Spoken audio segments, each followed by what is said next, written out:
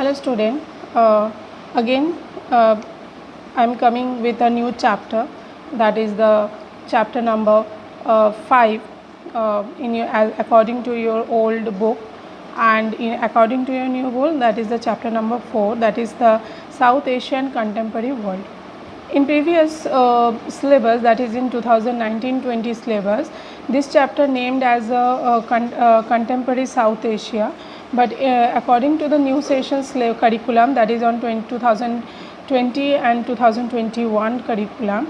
So in this session the chapter name is renamed, it is again changed, and the content are same as previous, only a little bit changement over here. That is the SARC portion, the portion in the previous syllabus. In this, under this chapter we have to know about the SARC, but in your session the portion of SARC that was shifted towards the previous chapter, that is the alternative new centers of power. This chapter is renamed as a South Asian Contemporary World. So basically in this chapter you get an idea about the relationship and the problems with the neighborhood countries or among the South Asian countries. So in this module I have explained here about the introduction of the South Asia. Means you have to know that what are the countries who are included in the South Asia, or why we call it as South Asia. And along with that we have to also know about a little bit about the introduction of the South Asian countries, on which part we have to know in our later video one by one in a details manner. And also we have to know about the relationship with India of this neighborhood countries, that is the Pakistan, Bangladesh and different kind of countries. So let's start with our chapter, new chapter, that is chapter number 4 according to your new syllabus, that is South Asian Contemporary World. Now first we have to know that what is South Asia, because in this chapter you only have to know about the relationship, about the cultural problems, about the boundaries, about the cooperation or any kind of issues among the South Asian countries. So let's start that what are South Asia. So South Asia is nothing but it's a combination of the 7 countries which is situated in the subcontinent of Indian subcontinent. So for that reason we know that countries is known as the combination of South Asia. So let's see that what are the countries. So here, from here you get an idea that what are the countries. Let's see, that is the India, that is the Nepal, Bhutan, Bangladesh, Sri Lanka, Maldives, Pakistan and Afghanistan. So these are the areas, these are the countries which is known as the South Asian countries. But one more thing is that maybe it is come in your mind that there is 8 countries which is shown in the map. And in the definition I give you the definition about that it includes the 7 countries. So what is the matter behind this? See, the Afghanistan, this is somehow it is in a discussion, include in a discussion reason that whether it should be included in the South Asia or not. So it is right now it's not included in the South Asian, it is in a South Asia, but it is not included in the South Asian group, that is the country. So basically we have to know that what are the areas, that is the, we have said India, Nepal, Bhutan, Bangladesh, Sri Lanka, Maldives and Pakistan.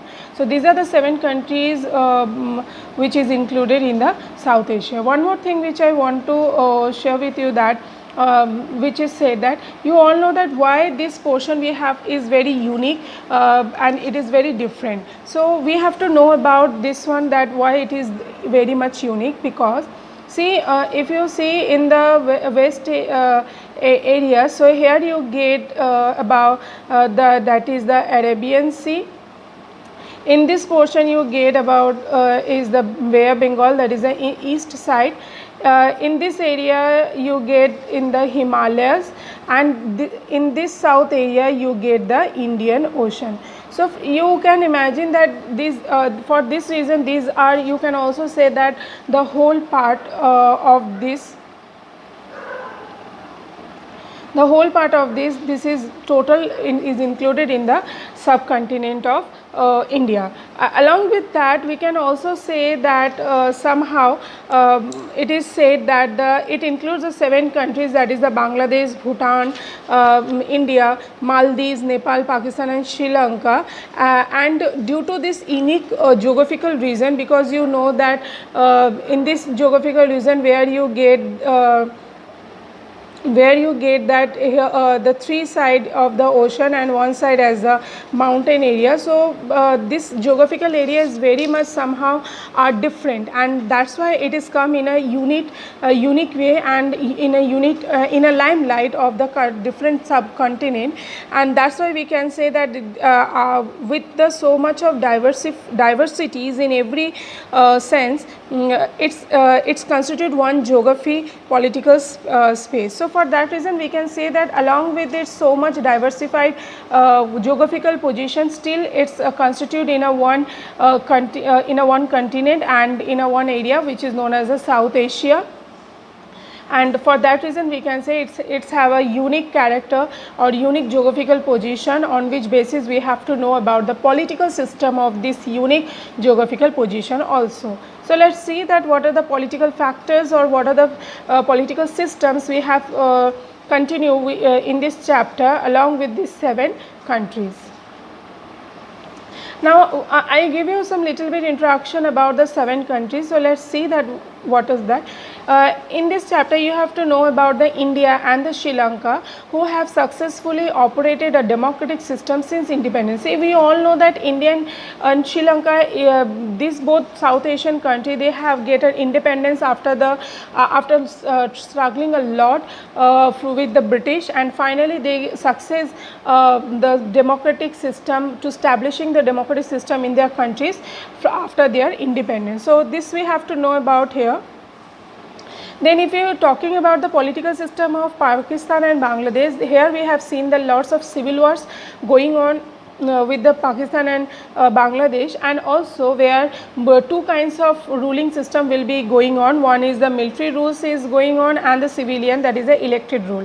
And as well as not only that, the Bangladesh will remain the independence or democracy after in the post Cold War era, because previously you all know that the Pakistan and Bangladesh somehow it is in a one political system which is known as the East Pakistan and West Pakistan, and you can say that it suffered a military coup in 1999 and has been run by the military regime, and for that reason we can say that Pakistan and Bangladesh have somewhere they are experienced a civil war among them with military rules, and as well as sometimes it's also ruled by the elected democratic. But Bangladesh get a independence after you know that in 1971, that is in the post Cold War era. Then we have to know about the Nepal. You all know, I hope you all know about this, but we have to know in this chapter more about the Nepal democracy. So here I explained a little bit introduction, giving you a little bit, try to giving you a little bit introduction about the constitutional monarch. So in Nepal till 2006 there was a constitutional monarch. Now what is constitutional monarch? Constitutional monarch is nothing but it is one kind of rules where everything will be the rule will be sought out, or the rule will be made just like an elected democratic country, but the head of the this country will be the king. That means the rules and regulations will be made along with the consult of the king, and the head of this rules and regulated country is a king. So king is acting as a president.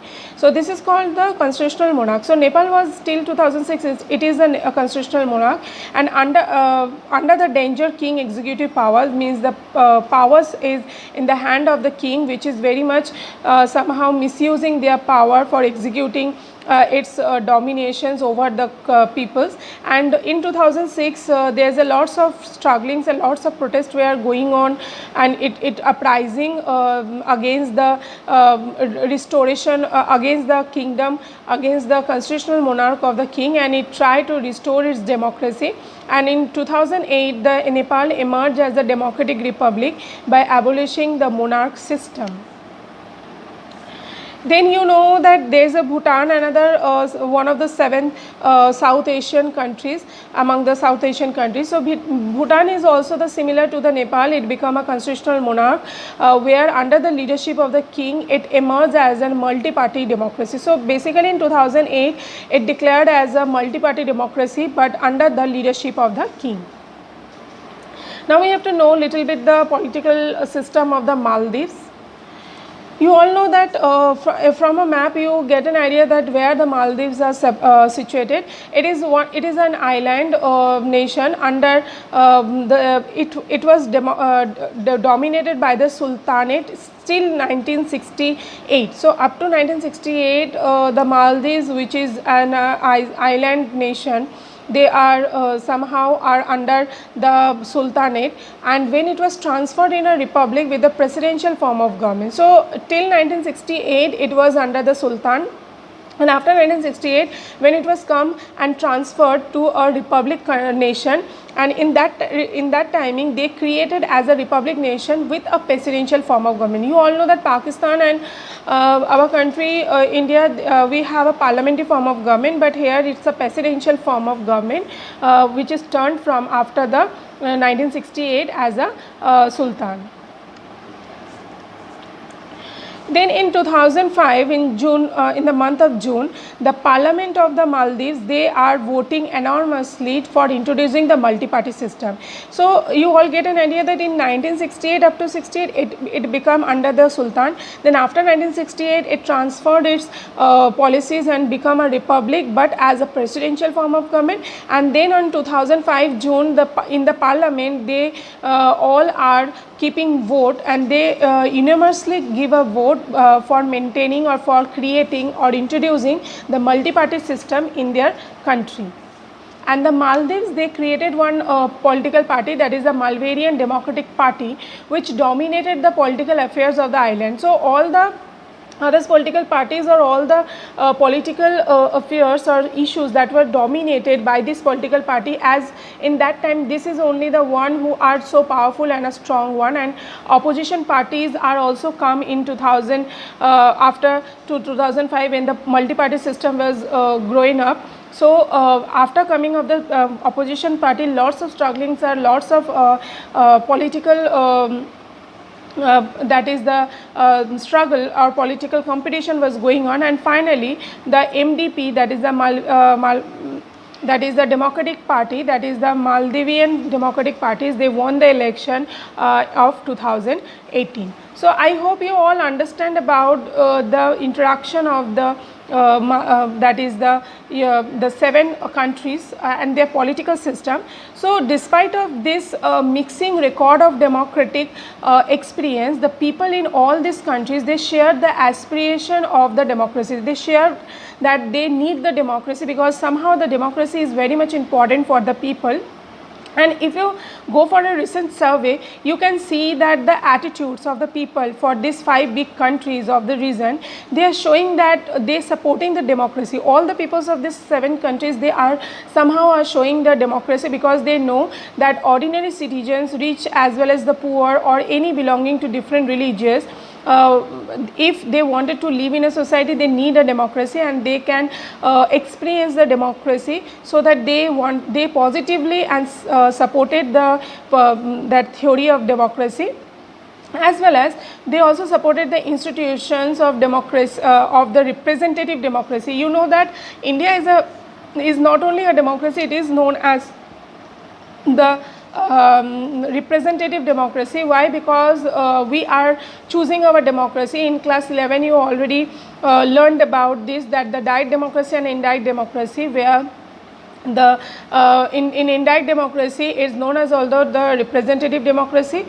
because we choose our leaders, we choose our representatives, and our representatives are making the government, forming the government. So for that reason we can say that the peoples of these countries, they somehow are giving support to their institution of the representative democracy. They also prefer the democracy over any other form of democracy, and they think that the democracy is suitable for their country. So they are not thinking only about the only one part of the democracy. They always supported towards the whole democracy in a broad way of democracy, so that they are enjoying their rights, they are enjoying the free from the political spheres or political dominations. So for that reason they say that they believe that the democracy could flourish and find support and give them the rights, and it also increases or improve their country's position and secure them from the domination of the political system. So I hope you all understand about these 7 countries under the South Asia and about its political system. In our next video we have talked about or discuss about the Pakistan, that is the military democracy of the Pakistan, and also we have to know that what are the factors that which the Pakistan is still now not flourish in the actual definition of democracy, and as well as we have to know about the what is the problems of Pakistan with India. So we are talking about in our next video about the Pakistan. Still that this is a small introduction about the chapter as well as the country's political system, and we have to know this political system in a detailed way in our next video. Thank you so much for watching this video.